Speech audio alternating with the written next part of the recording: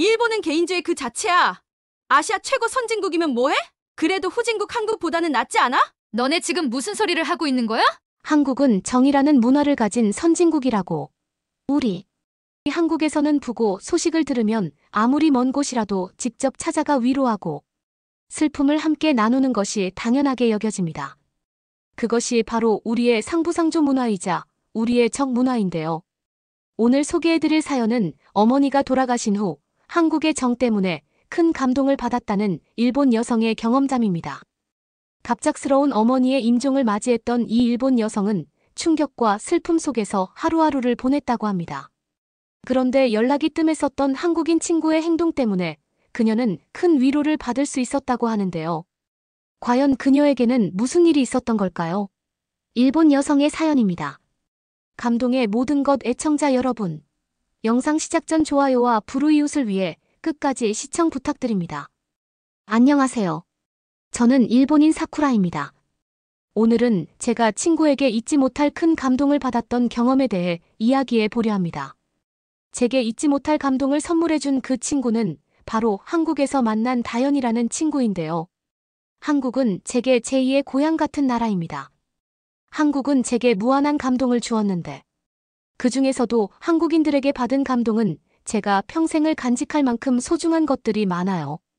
그 중에서도 다연이라는 친구는 제가 힘들고 좌절했을 때 제가 다시 일어설 수 있는 용기를 준 정말 고마운 친구입니다. 다연이에 대해 설명하려면 꽤나 긴 시간을 거슬러 올라가야 합니다. 제가 대학생이 되었을 때였어요. 어린 시절 일본에서 나고 자라 고등학교 생활까지 모두 마친 저는 한국에 있는 한 대학교로 유학을 떠나게 되었습니다. 그 학교에서 만난 친구가 바로 다연인데요.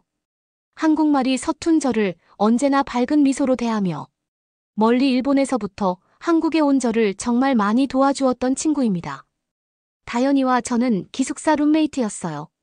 저희 기숙사는 2인 1실이었는데 대학 생활하는 내내 함께 생활하면서 정말 많이 친해지게 되었습니다. 저에겐 2살 터울의 여동생이 한 명 있는데 제 여동생보다 오히려 다연이와 더 가깝다고 느껴질 정도였으니까요. 우리는 문화는 달랐지만 관심사가 같았고 취향도 정말 비슷했어요. 둘 다 달콤한 음식을 진심으로 좋아해서 같이 카페와 식당도 많이 갔고 맛있는 음식이 있으면 꼭 기숙사 방에서 둘이서 함께 나누어 먹곤 했습니다. 단순히 취미를 공유할 뿐 아니라 공부적인 측면에서도 다연이가 저를 많이 도와주곤 했어요. 잘 이해가 되지 않는 부분이 있으면 언제나 다연이에게 물어보면 말끔하게 해결이 되었고 다연이도 제게 알려주는 것에 대해 보람을 느꼈고 좋아했습니다. 다연이는 저에 대해 칭찬할 점이 있으면 언제든지 아낌없이 칭찬해 주었고 제가 좋은 성적을 받거나 제게 좋은 일이 생기면 언제나 본인의 일처럼 함께 기뻐해 주었어요. 저는 그런 친구에게 정말로 고마웠습니다. 저도 다연이가 기쁜 일이 생기면 언제나 진심으로 함께 기뻐했고 그렇게 우리는 말 그대로 둘도 없는 친구가 되었습니다. 서로에 대해 모르는 것이 없었고 서로를 많이 의지하게 되었죠. 방학 중에는 함께 여행도 떠났었는데요. 1학년 겨울 방학 때 본가로 향하는 제가 다연이에게 함께 일본에 가지 않겠냐고 물었고 다연이는 재밌을 것 같다며 함께 저의 고향으로 향하게 되었습니다. 제 고향은 일본 요코하마인데요. 오랜만에 만난 가족들에게 다연이와 함께 인사를 나누었고 가족들에게는 저희 제일 친한 친구라고 다연이를 소개했습니다. 한 달간 저희 고향집에 함께 머무르면서 여름방학을 보냈습니다. 함께 바다에서 서핑도 했고 맛있는 음식들도 많이 먹었고 함께 제가 나고 자란 동네를 거닐며 산책도 했습니다.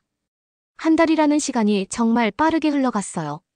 저는 그것이 아마 다연이와 동행하는 시간이 너무 즐거웠기 때문이라고 생각해요.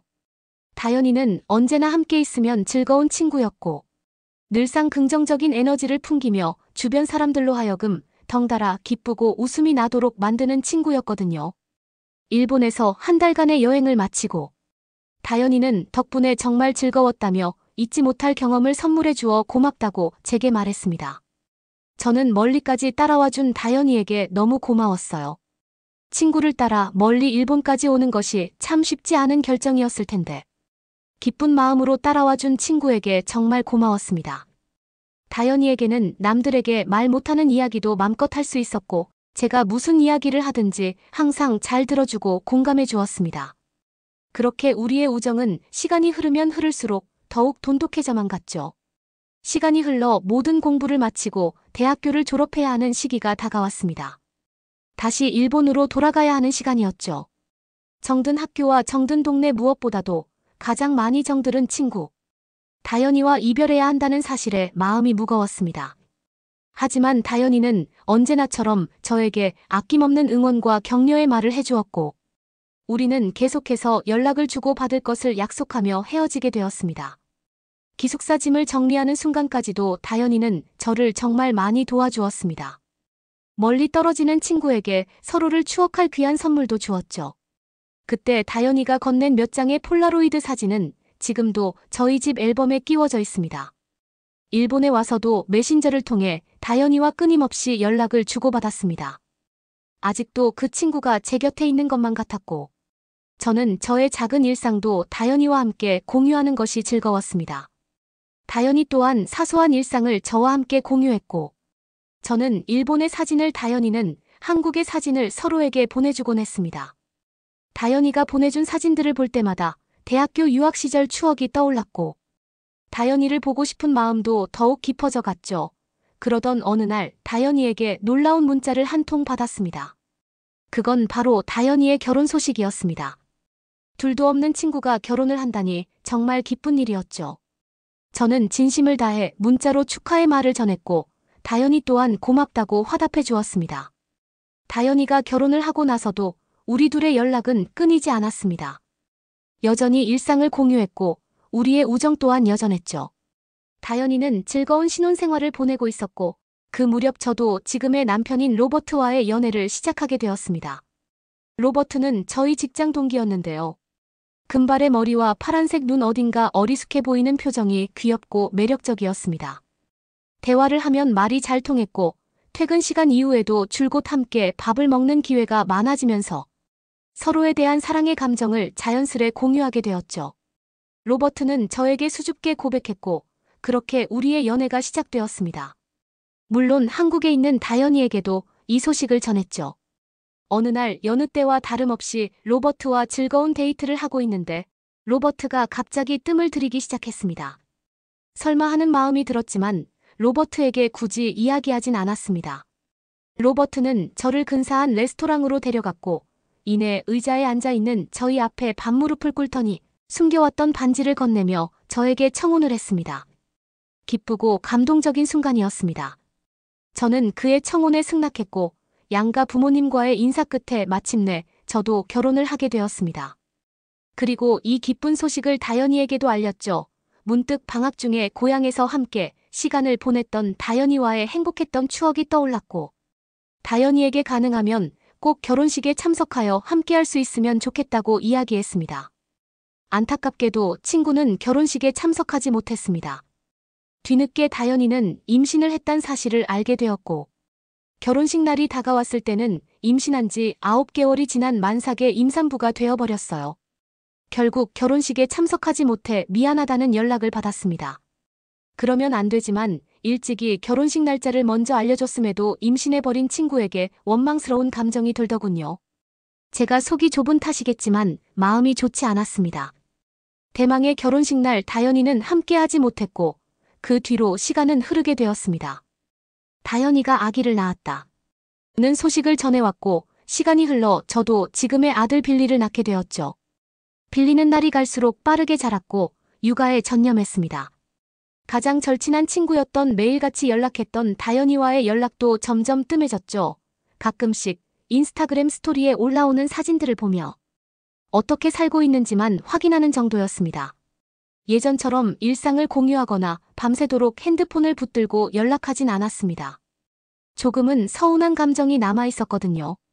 그렇게 시간이 흘렀고 빌리도 꽤 자라서 저도 아이를 키우는 일에 익숙해지고 있을 무렵이었습니다. 갑자기 병원에서 연락이 왔습니다. 평소에도 건강이 좋지 않으셨던 어머니가 긴급히 병원으로 이송되셨고, 병원에 연락을 받은 저는 급히 병원으로 향했어요. 어머니는 의식이 없는 채 병원 침대에 누워 계셨고, 저는 눈물이 터지고 말았습니다. 너무도 갑작스럽게 펼쳐진 상황이었습니다. 의식 없이 눈을 감은 채 누워 계신 어머니의 손을 붙잡고 하염없이 울었습니다. 그렇게 일주일쯤 흘러 어머니는 결국 하늘나라로 가게 되셨어요. 마음의 준비를 할 틈도 없이 갑작스럽게 돌아가신 어머니께 그동안 잘해드리지 못했던 것에 대해 죄송한 마음이 들었고 너무 엄마가 보고 싶었습니다. 저는 정말 제정신이 아니었어요. 남편 로버트가 곁에서 저를 위로해 주었지만 제 기분은 나아질 기미가 보이지 않았습니다. 그 주 토요일로 장례식 날짜가 정해졌고 저는 어머니 집에서 장례식을 기다리며 우울한 나날들을 보내고 있었습니다. 가슴 한편에 큰 구멍이 뻥하고 뚫려버린 느낌이었고 그 공허함을 어떤 것으로도 메꿀 수 없었어요. 술을 마셔도 채워지지 않았고 일부러 몸을 힘들게 하려고 온 집안을 청소했었지만 아무런 도움이 되지 않았어요. 매일같이 눈물을 흘렸고 남편의 품에 안겨 울다 지쳐 잠들기 일쑤였죠. 저 때문에 남편도 많은 고생을 했어요. 장례식 날짜인 토요일은 점점 다가오고 있었고 저의 기분은 도저히 나아질 기미가 보이지 않았습니다. 그런데 장례식 하루 전날인 금요일 누군가 저희 집 문을 두들겼습니다. 문을 열어준 저는 화들짝 놀랐습니다. 그건 바로 저의 절친한 친구 다연이가 문 앞에 서 있었기 때문이죠. 눈앞에 펼쳐진 영화 같은 상황. 친구의 갑작스러운 등장에 다리에 힘이 풀린 저는 그 자리에 털썩 주저앉고 말았습니다. 다연이는 웃으며 저를 안아주었지만 웃는 눈가에 눈물이 고여 있었습니다. 몸을 일으켜 다연이와 함께 거실로 향했습니다. 거실 소파에 다연이를 앉혀놓고 주방으로 향해 다연이에게 대접할 차를 만들기 시작했습니다. 소파에 앉은 다연이는 제 아들을 보고 내가 빌리구나 너무 귀엽다 너하고 말했습니다. 참으로 오랜만에 마주한 친구의 모습에 자꾸만 눈물이 나왔습니다. 차 2잔을 들고 거실로 향했습니다. 다연의 맞은편에 앉아 다연이에게 도대체 어떻게 찾아왔냐고 물어보았습니다. 알고 보니 다연은 저희 인스타그램을 보고 어머니가 돌아가셨다는 사실을 알게 되었고 그 길로 곧장 티켓을 끊고 저를 보기 위해 멀리 일본까지 날아온 것이었습니다. 일본으로 오면서도 계속해서 연락을 했었다고 하는데 도무지 정신이 없던 저는 그것을 미처 확인하지 못했던 것이었어요. 그리고 다연이는 그런 상황에서도 대학생 시절 방학 때 방문했던 그 집을 기억을 되짚어서 찾아온 것이었죠. 순간 잠깐의 서운한 감정으로 그 뒤로 연락에 소홀했던 제 자신이 원망스러웠고 다연이에게 너무도 미안한 마음이 들었습니다. 다연이는 말없이 저를 꼭 끌어안고 진심으로 저를 위로해 주었습니다. 다음 날 장례식에도 함께 동행했고 장례식이 끝난 뒤에도 저희 집에 함께 머물며 저와 함께 시간을 보내주었습니다. 다연이에게 정말 미안하면서도 고마웠어요. 사실 정말 많이 보고 싶었고 힘든 일이 있을 때면 항상 첫 번째로 떠오르는 얼굴이 다연이의 얼굴이었거든요. 결혼식에 오지 못했던 친구가 저희 어머니의 장례식에 올 거라고는 정말 꿈에도 상상하지 못한 일이었죠. 돌이켜 생각해보니 한국에서 유학 생활을 하던 시절 다연이를 비롯해서 친구들은 기쁜 소식에 함께 기뻐해주기도 했지만 슬픈 일이 생겼을 때 그 아픔에 함께 공감하며 어떻게든 위로해주려고 노력했습니다. 한국에는 이런 말이 있습니다. 기쁨은 나누면 배가 되고 슬픔은 나누면 절반이 된다는 말이요. 한국에서는 언제나 힘든 사람을 그냥 놔두는 일이 없었습니다. 저는 다연이를 통해 과거 한국에서 행복했던 저의 과거가 떠올랐어요. 그리고 한국이 그리워졌습니다. 다시 그때로 돌아가고 싶은 마음이 들었습니다. 일주일 뒤 다연이는 다시금 한국으로 향하는 비행기에 올랐습니다. 어머니의 장례식 이후 다연이와 함께 보낸 일주일은 정말 저희 인생에서 잊지 못할 소중한 추억이 되었어요. 우리 둘은 다시 예전처럼 연락을 주고받기 시작했고 잠시 동안 소홀해졌던 게 언제 그랬었냐는 듯 모두 회복되었습니다. 요즘 다연이와 가장 많이 대화하는 주제는 저의 한국 유학 시절 대학생 때의 추억입니다. 다연이와 함께 그때의 추억을 공유할 때면 지금도 생생합니다. 마치 그때로 돌아간 것 같고 더욱 한국이 그리워지죠. 그래서 저는 요즘 한 가지 결심을 했습니다. 저희 아들 빌리가 조금 더 자라면 남편과 아들과 함께 온 가족이 한국으로 여행을 떠나려는 결심을요. 한국에 가면 당연히 첫 번째로 다연이를 만날 겁니다. 다연이와 다연이의 남편 다연이의 아들도 보게 되겠죠. 저에게는 추억을 되살리는 아름다운 여행이 될 것이고 남편 로버트와 아들 빌리에게는 새로운 세상과 문화를 경험하는 좋은 기회가 될 것이라 확신합니다. 벌써부터 한국으로 향할 날이 기다려지네요. 아들 빌리에게도 틈만 나면 한국 이야기를 해주고 다연히 이야기를 해주곤 합니다. 그 덕에 빌리도 한국에 대해 많이 궁금해하고요. 가족과 함께 한국을 여행하는 꿈 같은 그날이 얼른 왔으면 좋겠네요. 여러분은 이번 사연을 통해 어떤 것을 느끼셨나요? 그녀를 위로하기 위해 일본까지 찾아와 준 한국인 친구 때문에 큰 감동을 느꼈던 일본 여성의 사연이었습니다. 우리나라 사람들이 가장 중요하게 생각하는 경조사는 바로 결혼식과 장례식입니다. 그 중에서도 많은 한국인들은 장례식은 무조건 참석해야 한다는 인식이 강합니다. 바로 한국인의 정 때문인데요. 사쿠라 씨 어머니는 좋은 곳으로 가셨을 테니 이젠 스스로를 돌보며 힘내시길 바랍니다. 구독과 좋아요 부탁드리며 한국 친구 때문에 큰 위로를 받고 한국을 그리워하고 있는 일본 여성 사쿠라 씨를 위해 응원과 격려 댓글 남겨주시면 전달해드리겠습니다. 그러면 더욱 감동적인 다음 사연으로 넘어가겠습니다. 절대로 한국에 가면 안 돼! 거기 가면 너도 목숨이 위험해! 외국인 여성을 둘러싸고 있는 다른 아시아계 여성들이 한국에 대해 경고를 하며 그녀를 걱정하는 듯해 보입니다. 저희들은 무려 몇 년이라는 긴 시간을 함께 사회생활을 해온 입사동기라고 하는데요. 각별한 사이로 보이는 이들에게는 사실 숨겨진 비밀이 있었습니다. 한국에 가려고 하던 그녀를 앞에서는 말리던 그 동기들은 사실 그녀 모르게 한국에 대신 가기 위해 경악할 만한 행동까지 벌였다고 하는데요. 배신감에 휩싸여 모든 진실을 알게 된 그녀는 눈물을 펑펑 흘리며 한국으로 떠났다고 합니다. 한국으로 가고 나서야 그녀는 그녀의 동기들이 말했던 한국의 모습과 진짜 마주한 한국이 얼마나 달랐는지 그들의 거짓말을 깨닫게 되었다고 하는데요. 과연 이들에게는 어떤 일들이 숨겨져 있는 걸까요? 오늘의 이야기 시작하도록 하겠습니다. 안녕하세요. 저는 맨해튼 출신의 포니에라고 해요. 저는 지금 한국에서 사업을 하며 서울에서 거주한 지 이제 2년 차에 접어들고 있습니다. 한국에 오기 전에는 부모님과 캥거루족으로 쭉 함께 살아왔기 때문에 혼자 자취해 본 경험이 없었어요. 이렇게 부모님과 떨어져 사는 경험이 지금 한국에서 처음인데요. 저는 홍콩에서 국제학교를 나왔고 홍콩의 유명 부동산 회사에 취직해 얼마 전까지 근무를 했습니다. 저는 홍콩에서 부동산 회사가 저의 첫 직장 생활이었는데 아무리 사회생활이라지만 함께 일하는 중국인 동료들 때문에 불편했던 점이 한둘이 아니었습니다. 어렸을 때는 맨해튼에 살며 다양한 민족들과 어울려 살았고 국제학교까지 다녔기 때문에 인종에 대한 차별이나 선입견은 없었지만 중국인들은 여러 방면에서 저를 힘들고 불편하게 했어요. 심지어 일을 할 때도 피해를 입게 했죠. 예를 들어 우리는 부동산 회사라는 특성상 매물을 확인하러 가기 위한 지방 출장도 잦아 지방을 돌아다니며 숙박할 때가 많았는데요. 중국인 동료들과 출장을 다니며 그들의 생활 방식 때문에 곤욕을 치를 때가 굉장히 많았습니다. 그들과 지내는 동안 업무를 끝내고 객실에서 단 한 번도 샤워를 하거나 제대로 씻는 본 적이 없고 중요한 미팅이 있는 일정에도 떡진 머리 그대로 나가 저와 회사의 입장까지 곤란하게 하는 일이 많았어요. 정말 먼지가 가득한 공사 현장을 하루 종일 다녀온 날에도 손을 씻고 세수 정도만 하는 게 고맙게 느껴질 정도였으니까요.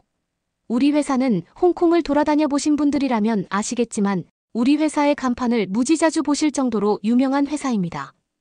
특히 대단지 아파트 1층에는 거의 대부분 우리 회사의 간판이 있어요. 홍콩을 아우르며 중국을 대표하는 회사의 얼굴인 우리는 홍콩 사람들뿐 아니라 다른 나라 사람들도 만나 계약을 할 일도 많은데요. 그때마다 중국 동료들과 팀원이 정해지면 정말 곤란합니다. 사람이 외모가 전부는 아니지만 외모도 업무의 연장선이라고 생각하거든요. 외모 관리도 능력의 일부죠. 특히 요즘 같은 시대에는 말이에요. 저는 중국 동료들을 사람으로서는 참 좋아하지만 회사에 중요한 일이 있을 때는 속으론 같이 출장을 가지 않게 해달라고 빌고 있더라고요. 홍콩의 부동산 시장은 한때 최고의 호황이라 전 세계에서 내로라 하는 부자들이 모였던 시장이었습니다. 특히 홍콩은 상속세, 양도세, 보유세 등이 아예 없어서 소위 부자들의 천국으로 불리며 부자들은 더 부자가 될 수 있는 최고의 조건으로 불렸고 그러면서 돈을 가진 아시아 각국에 알아주는 부자들은 홍콩으로 몰려들게 됐죠.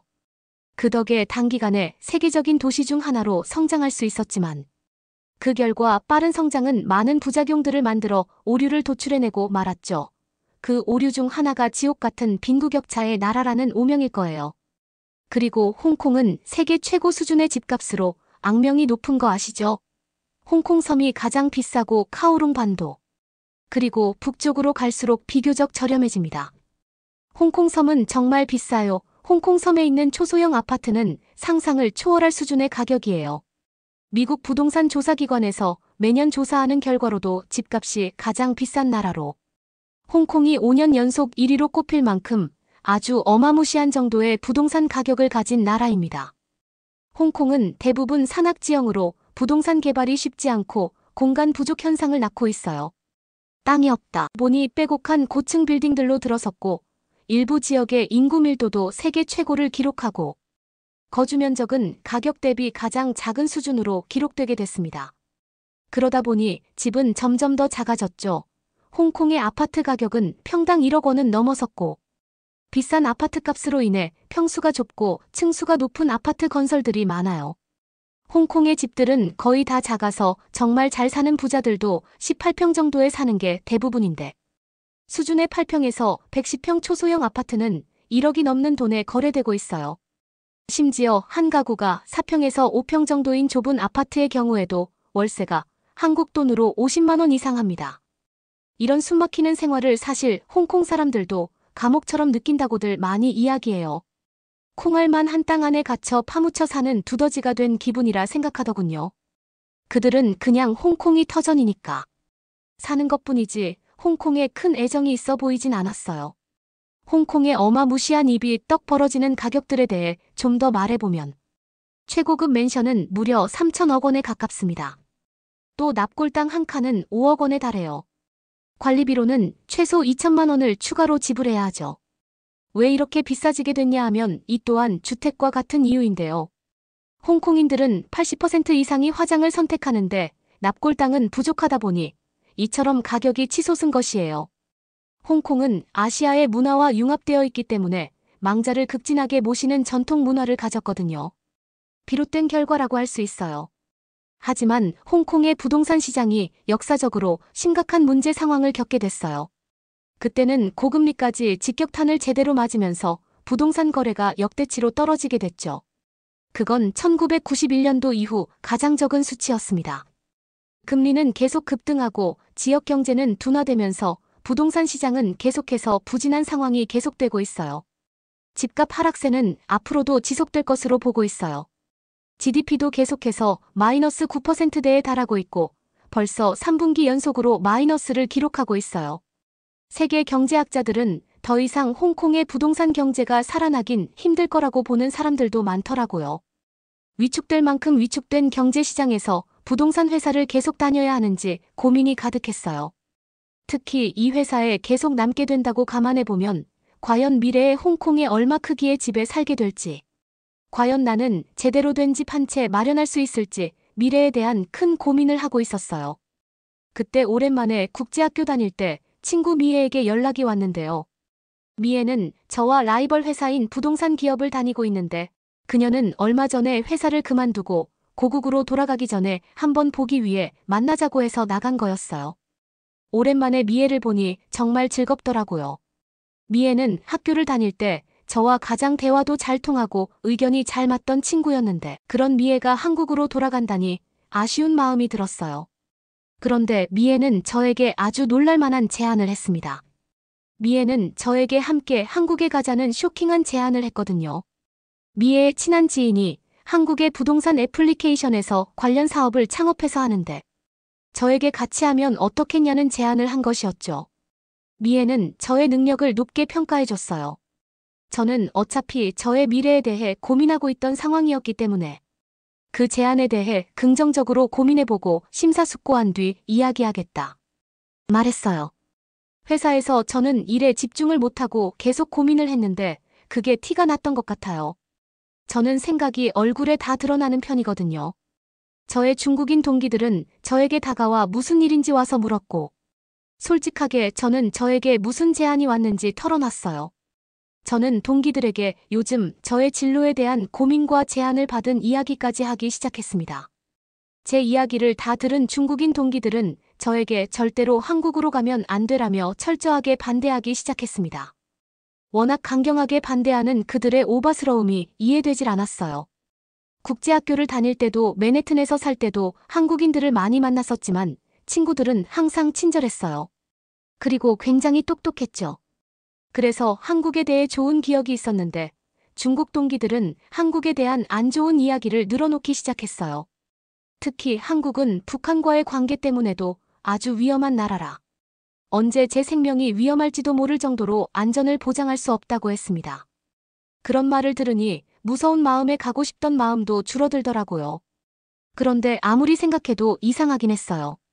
제가 한국에 가보질 않았어도 제가 오고 들었던 한국은 전혀 그런 곳이 아닌 것 같다. 저는 제가 알기로 한국은 그런 곳이 아니라고 이야기했죠. 그러자 중국 동기들은 한국인들은 거짓말과 꾸미는데 아주 능한 민족이라 다 꾸며진 것이라 했습니다. 지금 생각하면 진짜 어이없는 말이지만 어처구니 없게도 저는 그때 그 말을 철석같이 믿고 말았어요. 왜냐면 아무리 절 힘들게 하긴 했어도 저에겐 소중한 동기들이었으니까요. 저만큼 그들도 저에게 진심일 거라 생각했거든요. 하지만 진실을 알게 되는데 그리 오랜 시간이 걸리지 않았습니다. 저는 회사를 다니며 며칠간 한국에 대해 안 좋은 이야기를 듣고 세뇌당했던 것 같아요. 그래서 저는 아무래도 미애를 만나 제안은 고맙지만 못하겠다고 거절의 의사를 밝히려 만나기 위해 나갔습니다. 제가 어떤 말을 할지도 모르고 밝게 웃으며 저를 반겨주는 미애를 보니 미안한 마음에 쉽게 입이 떨어지질 않더라고요. 저는 쉽사리 말이 나오질 않아 우선 밥부터 먹자고 했어요. 밥을 다 먹을 때쯤 이야기해야지 생각했죠. 그런데 이때 정말 황당하고 기가 막혀 웃음밖에 안 나는 그 정도의 이야기를 듣고 말았습니다. 저에게 절대 한국은 가면 안 된다고 했던 중국. 동기들과 미애와 우린 다 같은 동종업계에 있어서 아는 사이였는데요. 며칠 전에 갑자기 만나자고 연락을 계속하더니 집 앞까지 찾아와 포니에 말고 본인을 데리고 한국에 가면 안 될까라는 이야기를 했다는 거예요. 정말 어이가 없더라고요. 그래놓고 저한테는 회사에서 마주칠 때마다 그런 위험한 곳으로 가자고 한 미애랑 어울리지 말라는 소리를 했다니. 저는 그들을 진심으로 믿었는데 그들에게 저는 어떤 의미였을까? 상당히 혼란스럽더라고요. 그들은 한국이 싫은 게 아니라 한국에 가고 싶어하는 열등감 가득한 덩어리들이었다는 걸 그제야 알겠더라고요. 저는 미애에게 그들의 진실을 듣고 난 순간부터 정신이 바짝 차려졌어요. 그간 제가 그들에게 가스라이팅 같은 걸 당하고 있었다는 걸 드디어 깨닫고 다시 깨끗한 정신으로 돌아올 수 있었죠. 저는 그 식사가 끝나고 바로 미애가 제안한 것에 대한 답변을 흔쾌히 수락할 수 있었습니다. 미애와 함께 한국에서 사업을 하기로 도전을 결정하게 된 것이었어요. 3개월 동안 속성으로 한국어 회화를 배우면서 한국으로 갈 준비를 마쳤습니다. 빠르게 준비를 거쳐 저는 미애와 같은 날 한국으로 떠날 수 있게 되었어요. 부모님은 한국으로 가는 건 전혀 걱정하지 않는다면서 오히려 저의 걱정이나 긴장감을 더 풀어주셨죠. 드디어 한국으로 가는 날이 밝았습니다. 그렇게 멀지 않은 시간이라 힘들지 않았어요. 짐도 미리 붙여놨기 때문에 아주 소박하고 간소한 짐이었죠. 이 모든 건 미애의 아이디어였는데 역시 미애는 늘 현명해요. 우리는 우리의 짐을 미리 미애네 집으로 보내놓았고 미애의 어머님이 우리 짐들을 미리 받아 집에 넣어주셨다고 했어요. 저는 한국에 처음 도착해 한국을 마주한 순간을 아직도 잊지 못하고 있어요. 거기서 받았던 큰 충격은 말을 잊지 못하게 만들었거든요. 중국인 동기들이 한국이 워낙 홍콩이나 중국보다 못 사는 나라라며 중국이 한국에 비해서 최소 100배 이상 잘 사는 나라라고 이야기했던 터라. 너무 기대를 안 해서인지 한국의 공항을 경험하고는 정말 깜짝 놀랐습니다. 한국 공항을 이용하는 모든 이용객들은 아주 편안하고 안전을 확신해 보이는 표정이었죠. 위생적으로도 완벽했어요. 비데까지 있는 화장실을 보고 충격을 받았죠. 중국인 동기들이 저에게 한국은 뜨거운 물도 안 나온다고 했던 그 거짓말들의 진실을 알게 됐어요. 저희들의 짐을 노리는 소매치기나 위험에 대해서도 안심할 수 있는 완벽한 공항에 가까웠죠. 미애의 집을 가기 위해 도로로 나섰습니다. 제가 버스를 타보고 싶다고 했기 때문에 미애와 버스를 타고 가게 되었는데요. 창밖으로 본 한국의 모습을 보고 한국이 어떤 나라인지 단박에 납득이 갔습니다. 한국의 모습을 보면 볼수록 도대체 제가 왜 중국 동기들의 말을 믿었던 건지 이해가 가질 않았어요. 서울 한복판에 위치한 곳에 내린 우리는 미애의 집이라고 하는 곳으로 걸어갔습니다. 그 건물은 좀 낮은 층이었는데 홍콩에서 왔다 보니 매우 아담해 보이는 건물이었어요. 서울은 고층 빌딩들만 있는 줄 알았는데 한 12층 정도 되는 아파트였죠. 저는 외부에서 보자마자 미애의 집이 상당히 부유하다는 느낌이 확 들었어요. 아무래도 부동산 일을 했기 때문에 외부에서 보기만 해도 대충 평형대를 예측할 수 있었는데 최소 28평 이상은 되는 것처럼 보였거든요. 홍콩에서 이 정도 집에 산다는 건 말도 안 되는 금액을 버는 사람만 살 수 있는 거라는 걸 알기 때문에 왠지 너무 부유한 집에 들어가는 기분이라 주눅들기도 했어요.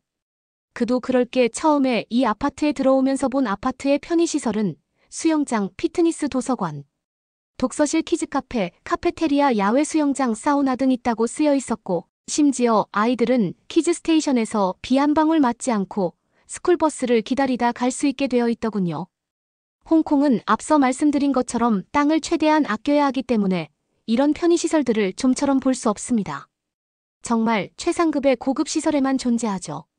서울 한복판에 이런 최고급 편의시설을 갖춘 데다 30평형 후반대에 사는 미애의 집 재력은 바로 예상 가능해졌어요. 어쩔 수 없는 직업병의 잔재죠. 맨해튼에서 지낼 때도 미애가 지냈던 집이 굉장히 고가이었기 때문에 그녀가 어느 정도 이상은 부유한 집안의 자녀일 거라는 생각은 어느 정도 알고 있었지만 이 정도일 줄이야 확실히 알고 나니 저도 저 열심히 해서 성공하고 싶다는 동기부여가 확실히 되더라고요. 내부로 들어간 저는 정말 오랜만에 그런 큰 집 안에서 방문해 본 것 같았어요. 아주 예전의 일 때문에 한번 그렇게 큰 집에 사진을 촬영하러 가본 적 있는 것 빼고는 제가 이렇게 큰 고급 아파트에서 머무는 것은 처음 있는 일이어서 신나더라고요. 한국에서 지내는 동안 미애 집에서 지내기로 했는데 완전 대만족이라 너무 좋았어요. 미애는 이사 온 지 얼마 안 된 상태라 아무것도 없는 상황이라는 말을 했어요. 저는 계속 홍콩에 있었는데 그럼 도배공사랑 바닥공사 같은 것들은 언제 한 거냐? 부모님이 이것까지 다 해주신 거냐 물었어요. 그런데 무슨 소리냐고 한국은 이게 다 기본 옵션이라고 했죠.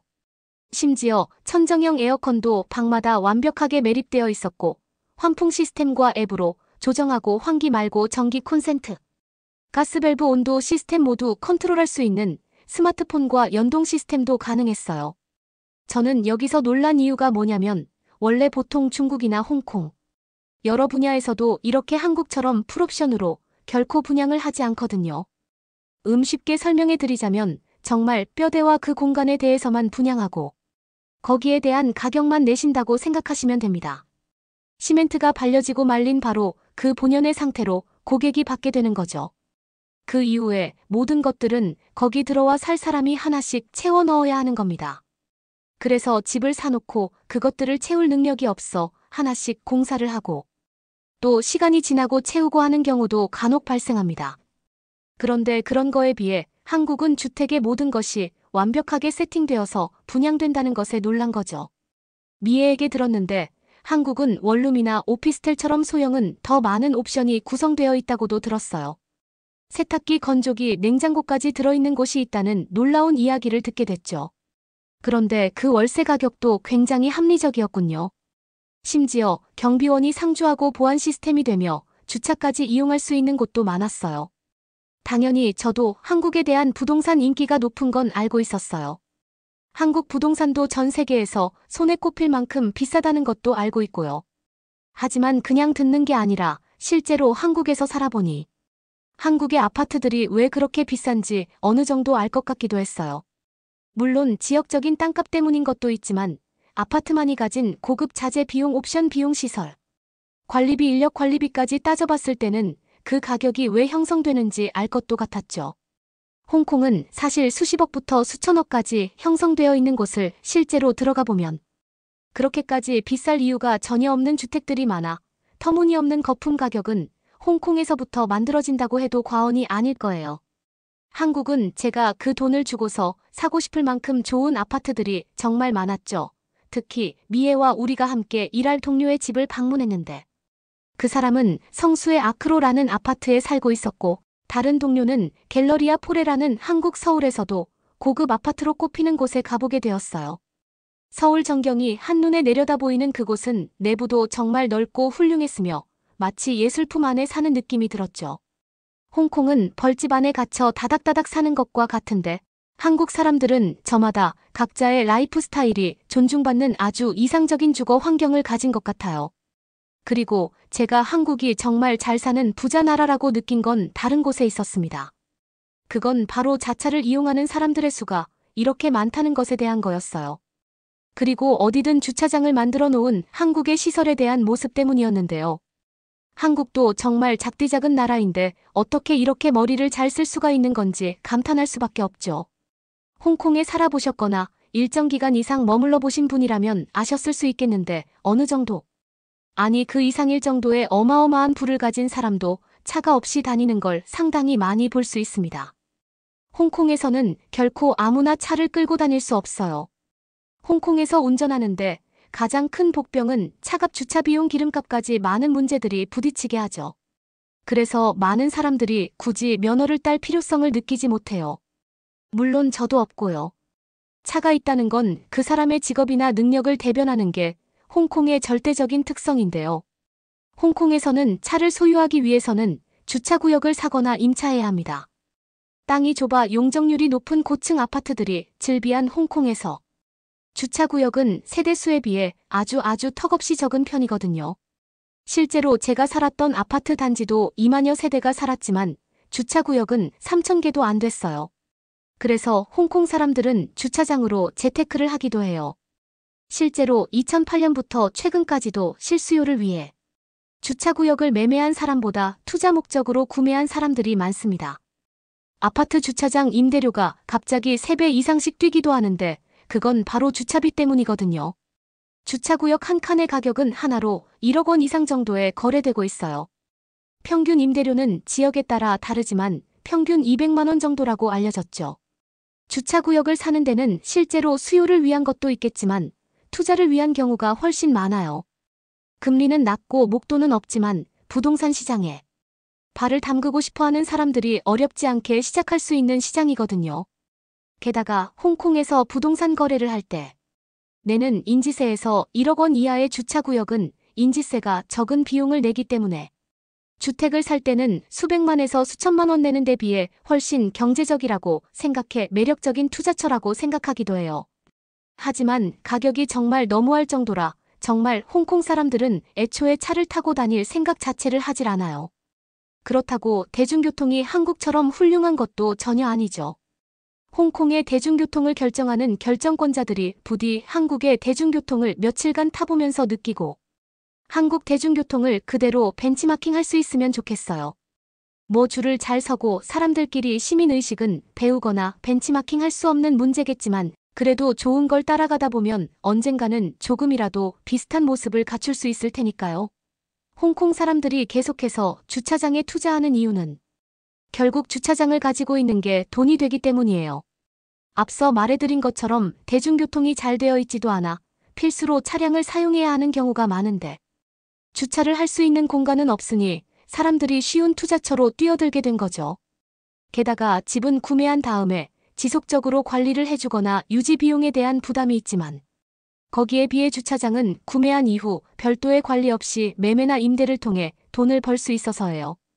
주차장 가격은 2009년 이후로 매년 꾸준히 오르고 있거든요.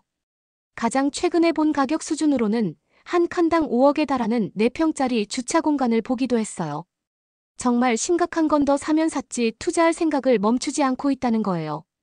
그러니 터무니없는 가격이 계속 오르는 일이 발생할 수밖에 없는 현상이 지속되고 있죠.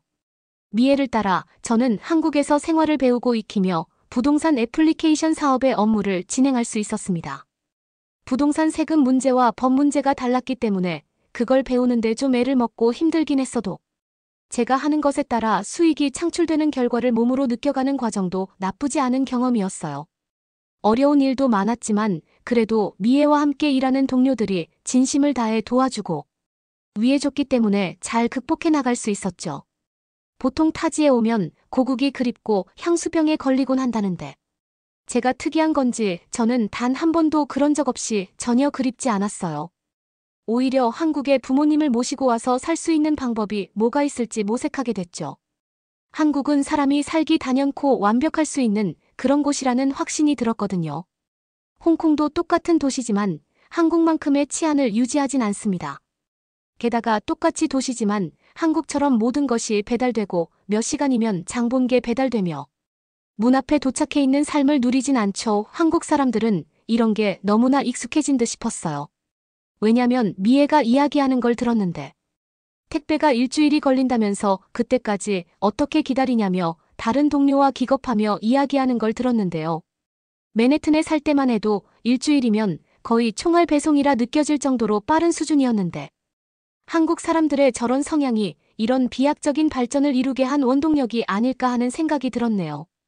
저는 한국에 대해 알면 알수록 홍콩과 다른 점이 너무 많은 게 오히려 호감으로 다가왔습니다. 가장 다른 주거 문화 중 하나는 쓰레기 분리수거 문화였는데요. 맨해튼에 있을 때도 홍콩에 있을 때도 저는 태어나 단 한 번도 분리수거라는 걸 해본 적이 없습니다. 한국에 와서 처음으로 해봤죠. 아마 외국에 사는 많은 사람들은 아직도 안 해본 사람도 많을 거라 생각해요. 왜 그래야 하는지조차 이유에 대해 모르거든요. 홍콩은 쓰레기 분리를 하지 않고 모든 쓰레기를 한 곳에 버리거든요. 처음에 한국에 왔을 때는 쓰레기를 종류별로 나눠버리는 게 어렵고 귀찮기도 했어요. 미애가 알려줬는데 한국 사람들은 집에서 1차 분리를 하고 심지어 씻어서 깨끗하게 버리더군요. 그리고 그걸 가져가 최종적으로 쓰레기를 버리러 지정된 위치로 내려가 또 한 번 더 분리를 해서 버리더라고요. 그리고 무엇보다 버리는 시간까지 정해져 있었죠.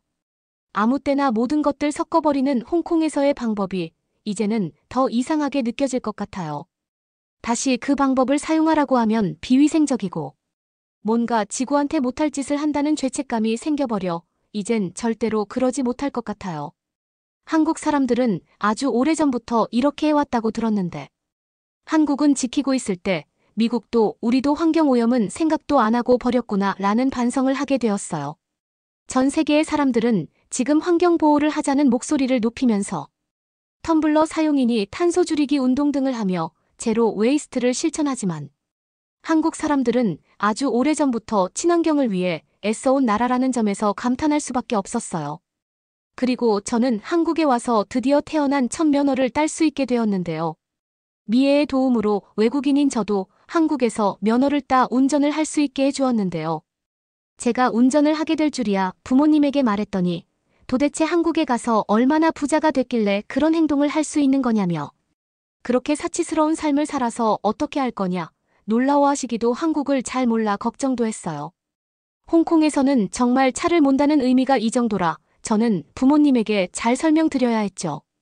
한국은 집을 구매하면 주차 공간까지 함께 포함하는 게 암묵적인 부동산 룰 같은 거라고 대부분 주차가 되고 심지어 식당이나 관공서 내가 이용하는 웬만한 곳들은 다 주차가 가능하다고 말을 했더니 부모님께서는 말도 안 된다며 그건 드라마에만 나오는 게 아니었냐며 정말 믿지 못하시더라고요. K 콘텐츠에서 연예인들이 차량을 운전하기 때문에 합찬이나 광고를 위해 나오거나 혹은 그들이 부자이기 때문에 끌 수 있을 거라 생각했는데 딸인 제가 실제로 운전을 할 수 있게 되니 굉장히 기뻐하셨어요. 회사용 차량이 나와서 저는 차를 몰고 다녔는데 한국은 차를 운전하고 다닐 때 정말 어디든 주차가 가능했어요. 정말 끝내주는 경험이었죠. 저는 다신 홍콩으로 돌아가지 못할 거라는 확신이 이때부터 들었던 것 같아요. 차를 운전해보고 다니니까 얼마나 편한지 정말 난생 처음 느꼈어요. 특히 짐이 많거나 비가 많이 오는 날이나 눈이 오는 날. 더운 날 모두 그냥 제가 걸어서 대중교통을 이용하는 게 당연했던 삶과는 완전히 다른 삶이었죠. 게다가 한국은 지하 주차장으로 된 곳들이 많아서 비가 쏟아지는 날에도 저는 물 한 방울 안 맞은 날도 많았으니까요. 마치 그렇게 사니까 굉장히 성공한 삶을 사는 듯한 기분이 들었어요.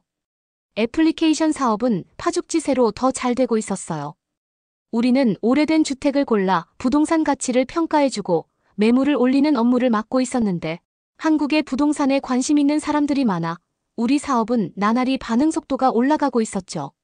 사업을 진행한 지 어느 정도가 지나자 홍콩에서 받던 연봉보다 더 수익을 올리는 날이 드디어 찾아오게 되었습니다. 저는 오랜만에 부모님도 볼 겸 홍콩을 갈까 하다가 부모님이 제가 어떻게 살고 있는지 한국으로 오고 싶어 하셔서 이번엔 한국에서 우리 가족이 만나기로 결정을 했어요. 정말 오랜만에 부모님과 만나는 인천공항. 부모님은 저를 보자마자 안아주며 고생했다고 토닥여 주셨어요. 그리고 이어지는 말에는 한국 공항 왜 이렇게 좋냐 하면서 또 입국 심사 왜 이렇게 빠르냐며 마치 제가 처음에 한국에 왔을 때 보였던 반응을 보이며 정말 난리가 나셨습니다. 어린아이처럼 좋아하시는 부모님의 모습을 보니 괜히 제 고국도 아닌데 이런 나라에서 사업을 하고 있다는 게 으쓱해졌어요. 특히 부모님을 제자가용으로 모실 수 있다는 게 정말 뿌듯했는데요. 차 문을 열어주며 부모님에게 타라고 했을 그때가 아직도 생각나네요. 부모님을 모시고 서울로 들어가며 설명을 해드렸습니다. 부모님은 한국이 이렇게 좋은지 몰랐다며 연신 감탄을 뱉으셨어요. 쇼핑몰부터 박물관, 미술관, 명동, 강남거리 같은 평소에 가보고 싶다고 하신 곳들을 같이 가며 며칠을 가이드 노릇을 톡톡히 했죠. 그 중에서도 정말 너무 좋았다고 하신 건 한국의 불가마였는데요. 방송 나 혼자 산다에서 기안84가 방문하면서 유명해졌다는 곳이었어요. 그래서 저도 처음 가보게 되었는데 그곳에서는 말도 안 될 정도로 용암처럼 뜨거운 불 옆에 따뜻한 온기를 쬐는 곳이었거든요. 처음에는 도대체 이런 곳에 왜 가는 거야 라는 불만도 가득하긴 했어요. 가보고 나서는 곧 저도 저희 부모님도 거기에 매료되어 거긴 한 번 더 가게 될 만큼 좋은 경험이었어요. 특히 거기서 불가마 삼겹살이라는 것을 먹었는데 불가마의 열로 바비큐를 먹을 수 있는 거거든요. 홍콩에도 삼겹살집이 있고 코리안 바비큐 집이 있어서 부모님과 먹어보긴 했었고 저도 한국에서 사회생활을 하며 각종 고기는 거의 다 먹어봤다고 생각했는데 그 이색적인 경험과 뛰어난 맛은 잊을 수가 없어요. 훈연 가득한 향과 부드러운 식감이 잊혀지질 않을 정도예요. 그리고 저는 부모님을 모시고 강원도 강릉으로 바다까지 보러 다녀올 수 있었는데요. 그날 부모님과 함께 강원도로 향하면서 배도 출출한 데다 화장실도 들르고 싶어 휴게소에 들어가게 되었습니다. 한국식 휴게소를 처음 보신 부모님은 정말 많이 놀라셨어요. 화장실 안에 아이들을 위한 화장실부터 가족 화장실, 심지어 트럭 운전사들을 위한 샤워실 및 휴게실도 있다는 사실에 놀란 거죠. 게다가 화장실 안에는 현재 사용 가능한 칸을 표시해주는 모니터가 있었고 비데는 물론 양치하는 공간 파우더룸까지 나눠져 있었어요. 세면대에 뜨거운 물은 당연히 칼칼 나오고 있었고 다이슨 핸드드라이어에 가글하는 용품까지 구비되어 있었습니다. 우리가 방문한 휴게소 이름은 마장 프리미엄 휴게소라고 했는데 프리미엄이라는 이름이 왜 붙었는지 그 이름처럼 휴게소 안에는 한식, 양식, 일식, 중식부터 간식까지 모든 메뉴를 팔았어요. 스타벅스 같은 유명 프랜차이즈 커피나 디저트 매장 맥도날드는 물론 아이들 장난감 가게, 서점, 대형마트의 아웃도어 쇼핑몰까지 여기가 백화점인지 휴게소인지 구분하기가 힘들었어요. 한국의 휴게소는 전 세계에서도 최고의 수준을 자랑한다는 걸 미애에게 들었는데 실제로 이용해보니 정말 놀라웠죠. 한국은 어딜 가도 최고 수준의 시설과 편의성, 깔끔함을 보여줬는데 그때마다 부모님은 한국이 이렇게까지 잘 사는 나라였냐며 놀라움을 금치 못하셨어요. 한국의 강원도는 정말 아름다웠어요. 우리는 강릉의 커피거리를 가서 커피를 마신 뒤 속초로 향해 맛집을 돌아다니고 바다가 내려다 보이는 곳에서 곤돌라를 타게 되었습니다. 부모님과 그런 행복한 시간을 가져본 게 얼마만인지 모르겠더라고요. 심지어 이걸 제가 직접 운전하는 차로 모시고 다닐 수 있다니. 홍콩에 있었다면 이런 시간을 가질 수 없었을 거예요. 한국 사람들에게 어쩌면 당연할지 모르는 이런 것들이 저와 우리 가족들에게는 굉장히 특별한 경험이었기 때문에 저는 한국에 살고 싶다는 마음이 점차 확신으로 바뀌기 시작했습니다. 부모님이 다시 홍콩으로 돌아가신 후 저는 열심히 일에 매진했죠. 부모님을 한국으로 모셔오기 위해서 최선을 다하고 있어요. 우리 가족 모두가 한국에서 오순도순 모여 사는 순간을 꿈꾸는 계획에 대해 이야기하자 부모님께서는 기특하다며 저를 전적으로 응원해주고 계세요. 지금은 정말 알뜰하게 돈을 모아 곧 있으면 크진 않지만 괜찮은 집을 구할 수 있을 정도가 될 것 같아요. 이제 부모님이 살 수 있도록 비자 및 해결해야 할 많은 문제들이 가장 크게 해결해야 할 문제가 바로 집이라 그것부터 해결하려고 해요. 생각해보면 그 오랜 기간 부동산 회사에서 근무하고 지금도 같은 업계에서 근무하고 있으면서도 참 아이러니하게 저의 공간에 대해서는 잘 신경을 쓰지 못한 채 살아왔던 것 같아요. 홍콩에서 살 때는 집은 그냥 누워서 자고 일어나 출근을 하기 위한 공간에 불과했거든요. 하지만 한국에 와서 그 의미가 전체로 바뀌었죠. 그리고 삶을 잘 살고 누리는 것이 무엇인지 비로소 이제서야 알게 되었습니다. 한국 사람들은 살아가는 방법이 확실히 홍콩 사람들과는 다른 가치를 가졌어요. 서로를 위하고 또 본인을 위하죠. 그런 생활 방식 속에 살면서 알게 된 소중한 깨달음이 있는데요. 집이란 공간은 참 대단한 의미를 가졌다는 거였어요. 집은 사는 것이 아니라 사는 곳이라는 것 말이죠. 삶에서 가장 많은 부분을 차지하고 어쩌면 가장 행복한 순간들의 기억도 대부분 자리하고 있는 공간인데 많은 사람들은 어느새부터 인가집을 가치로만 보기 시작했다는 걸 한 발 떨어져서야 비로소 알게 되었거든요. 물론 당연히 저조차도 그랬던 사람이었죠. 물론 투자로서의 부동산 가치도 중요하지만 집이 존재하는 이유를 잃지는 말아야 한다는 그 귀한 사실을 이제야 확실히 깨달았습니다. 한국 사람들은 어느새 일상의 순간들로 익숙해져서 잘 모르겠지만 자신의 자동차를 가지고 퇴근한 뒤 자신의 주차장에 주차를 하고 아늑한 집에서 쉬며 주말이면 일상을 벗어나 원하는 곳으로 운전을 해 어디로든 떠날 수 있는 그런 살 행복과 편리가 언제나 함께하는 살 그게 바로 제가 살고 싶은 삶입니다. 열심히 노력해서 곧 저는 한국에서 살며 더 많은 곳들을 누비고 여행해 보면서 이런 것들이 저에게도 일상이 될 수 있었으면 좋겠습니다. 여러분은 어떻게 보셨나요? 응원과 격려의 한마디씩을 댓글로 남겨주시기 바랍니다. 사연자분들에게 전달해드리겠습니다. 실제 사연 제보를 받고 있습니다. 채택되신 분께는 작은 선물도 보내드리고 있습니다. 저희의 사연이 여러분의 하루에 작은 힘이 될 수 있었으면 좋겠습니다. 감동적인 사연을 주변 분들과 이야기 나눠보세요. 더욱더 좋은 영상으로 다시 찾아뵙겠습니다.